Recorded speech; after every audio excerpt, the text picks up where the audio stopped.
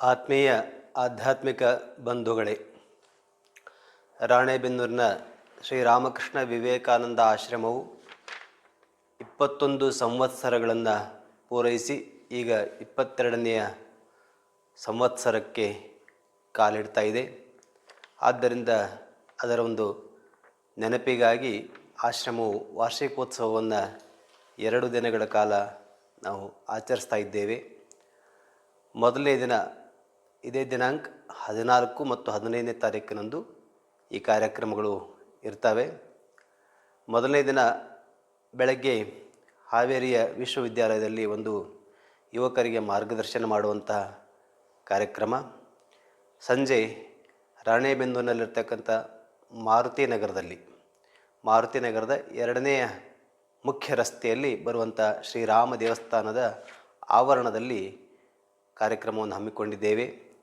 ಉದ್ದೇಶ ಇಷ್ಟೇ, ಈ ನಮ್ಮ ಆಶ್ರಮವು ಒಂದು ಆಧ್ಯಾತ್ಮಿಕ ಮತ್ತು ಧಾರ್ಮಿಕ ಪ್ರಸಾರ ಕೇಂದ್ರ. ಜನರಲ್ಲಿ ಆಧ್ಯಾತ್ಮಿಕತೆಯನ್ನು ಮತ್ತು ಧಾರ್ಮಿಕತೆಯನ್ನು ಬೆಳೆಸುವ ಮತ್ತು ತನ್ಮೂಲಕ ಸಮಾಜದ ಶ್ರೇಯೋಭಿವೃದ್ಧಿಗೆ ಅನುಕೂಲವಾಗುವ ರೀತಿಯಲ್ಲಿ ಒಂದು ವಾತಾವರಣವನ್ನು ನಿರ್ಮಾಣ ಮಾಡುವುದು. ಆದ್ದರಿಂದ ಅದರ ಮೊದಲ ಹಂತವಾಗಿ ಚಿಂತನೆಗಳನ್ನು ಜನರಿಗೆ ತಲುಪಿಸುವಂಥದ್ದು. ಆಶ್ರಮವು ಕಳೆದ ಇಷ್ಟು ವರ್ಷಗಳಿಂದಲೂ ಕೂಡ ಯುವಕರಿಗೆ, ವಿದ್ಯಾರ್ಥಿಗಳಿಗೆ, ಶಿಕ್ಷಕರಿಗೆ, ತಾಯಂದಿರಿಗೆ, ಹೀಗೆ ಸಮಾಜದ ಎಲ್ಲ ವರ್ಗದವರಿಗೆ ಬೇರೆ ಬೇರೆ ರೀತಿಯಲ್ಲಿ ಈ ಸಂಸ್ಕೃತಿ ಮತ್ತು ಶ್ರೇಷ್ಠ ಪೌಷ್ಟಿಕ ಚಿಂತನೆಗಳ ಪ್ರಸಾರವನ್ನು ಮಾಡ್ತಾ ಇದೆ. ಈ ವಾರ್ಷಿಕೋತ್ಸವದ ದಿನದಂದು ಕೂಡ ಅಂಥ ಒಂದು ಅದ್ಭುತವಾದಂಥ ಚಿಂತನಾ ಕಾರ್ಯಕ್ರಮವೇ ಇದೆ. ನಮಗೆಲ್ಲರಿಗೂ ಆ ಚಿಂತನೆಯನ್ನು, ಶ್ರೇಷ್ಠ ಮತ್ತು ಶಕ್ತಿಯುತವಾದ ಚಿಂತನೆಗಳನ್ನು ನಮಗೆ ನೀಡುವುದಕ್ಕೆ ಆಗಮಿಸ್ತಾ ಇದ್ದಾರೆ ಪರಮಪೂಜ್ಯ ಸ್ವಾಮಿ ನಿರ್ಭಯಾನಂದ ಸರಸ್ವತಿ ಸ್ವಾಮೀಜಿಯವರು. ತಮಗೆಲ್ಲ ತಿಳಿದಿರುವಂತೆ ಅವರು ಇವತ್ತು ಅಂತಾರಾಷ್ಟ್ರೀಯ ಅತ್ಯುತ್ತಮ ಪ್ರವಚನಕಾರರು.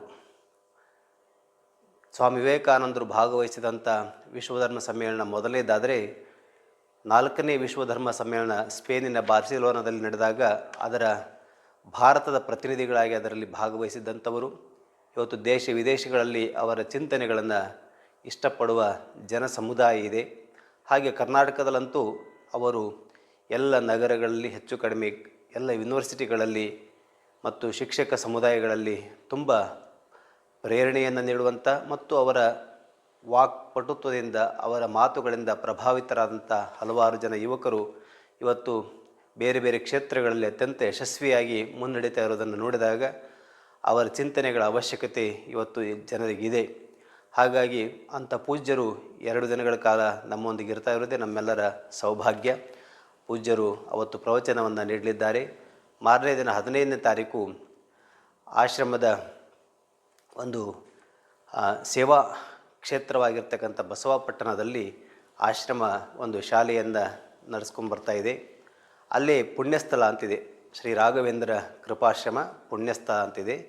ಆ ಪುಣ್ಯಸ್ಥಳದಲ್ಲಿ ಒಂದು ಆಧ್ಯಾತ್ಮಿಕ ಶಿಬಿರ, ಯಾರು ನಿಜವಾಗಲೂ ಆಧ್ಯಾತ್ಮಿಕ ಒಂದು ಧ್ಯಾನ ಜೀವನವನ್ನು ನಡೆಸಬೇಕು, ತನ್ಮೂಲಕ ನಮ್ಮ ಸಂಸಾರ ಜೀವನ, ನಮ್ಮ ಗೃಹಸ್ಥ ಜೀವನ ಚೆನ್ನಾಗಿರಬೇಕಂತ ಬಯಸುವಂಥವರಿಗೆ ಒಂದು ಮಾರ್ಗದರ್ಶನ ಮಾಡುವಂಥ ಕಾರ್ಯಕ್ರಮ.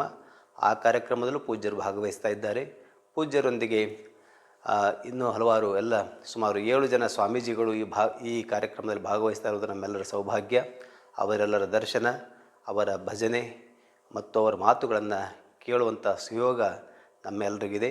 ಆದ್ದರಿಂದ ಹೆಚ್ಚಿನ ಸಂಖ್ಯೆಯಲ್ಲಿ ತಾವೆಲ್ಲ ಆಗಮಿಸಬೇಕು, ಈ ಕಾರ್ಯಕ್ರಮಗಳಲ್ಲಿ ಭಾಗವಹಿಸಬೇಕು ಅಂತ ವಿನಂತಿ ಮಾಡಿಕೊಳ್ತಾ ಇದ್ದೇನೆ.